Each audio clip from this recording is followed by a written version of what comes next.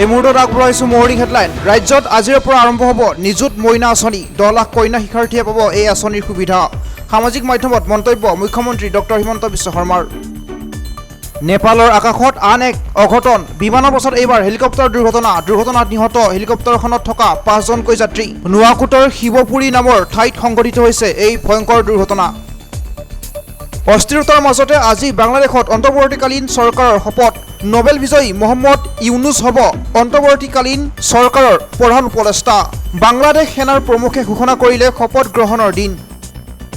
অলিম্পিকত অযোগ্য ঘোষণাৰ পাছতে অসুস্থ ভিনেছ ফগাট। পেৰিছৰ হাস্পতালত ভৰ্তি ভাৰতীয় মল্লযোদ্ধাগৰাকীক। অযোগ্য ঘোষণাৰ পাছতে সংজ্ঞাহীন হৈ পৰে ভিনেছ ফগাট। ডিহাইড্ৰেশ্যনৰ বাবে সংজ্ঞাহীন হৈ পৰে ফগাট। 1977 চনৰ পাছত প্ৰথমবাৰলৈ ভাৰতৰ বিৰুদ্ধে এদিনীয়া শৃংখলা দখল শ্ৰীলংকাৰ। তৃতীয়খন এদিনীয়াত 110 ৰানত জয়লাভ শ্ৰীলংকাৰ।